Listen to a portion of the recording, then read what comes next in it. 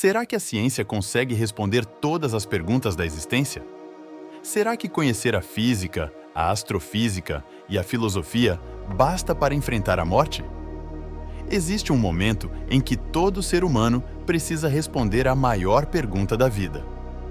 Hoje você vai conhecer a história de um homem que estudou profundamente o materialismo, acreditava que Deus não existia, mas encontrou uma resposta que nenhuma teoria conseguiu oferecer.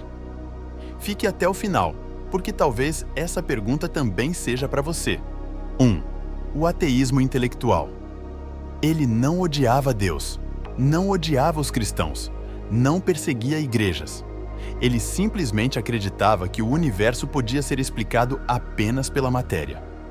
Essa posição é comum entre muitos pensadores. Se tudo pode ser explicado por causas naturais, por que recorrer a Deus? Mas existe uma diferença importante. Há quem rejeite Deus por considerar que as evidências não são suficientes. E há quem rejeite Deus porque não deseja prestar contas a ninguém. São motivações diferentes. E ele reconheceu isso no próprio testemunho. Tudo começou quando ele leu Cristianismo Puro e Simples, de C.S. Lewis. Lewis também havia sido ateu.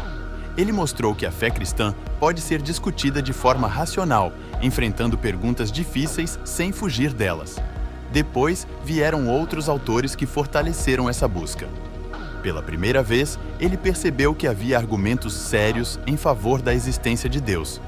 Sua mente foi convencida.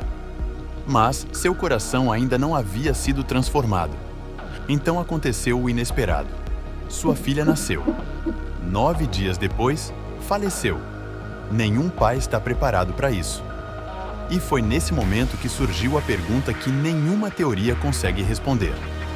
Como continuar vivendo quando o coração está destruído? Foi ali que ele percebeu que a fé não era apenas um conjunto de argumentos. Era um relacionamento com Deus. A ciência é uma ferramenta extraordinária. Ela explica como uma estrela nasce, como um buraco negro se forma, como uma célula funciona, como um coração bate. Mas ela não responde. Por que existimos? O que acontece depois da morte? O amor tem significado eterno? A justiça vencerá? Há esperança além do túmulo? Essas perguntas pertencem ao campo do sentido da existência, e diferentes tradições filosóficas e religiosas oferecem respostas distintas. A fé cristã responde apontando para Jesus Cristo. Foi então que ele disse uma frase marcante. O que são 80 anos diante da eternidade? A Bíblia afirma que nossa vida é breve. Somos como um vapor, mas Deus oferece algo que ultrapassa esta existência. É por isso que o cristão enfrenta a morte de forma diferente. Não sem lágrimas, mas com esperança. Ele lembrou uma interpretação conhecida do livro de Jó. Deus restaurou seus bens em dobro. Os animais foram duplicados. Já os filhos voltaram a ser 7 filhos e 3 filhas. Muitos cristãos entendem isso como um símbolo de que os filhos que morreram continuam vivos diante de Deus. Embora essa seja uma interpretação tradicional e não uma afirmação explícita do texto, ela expressa a esperança de que a morte não é o fim.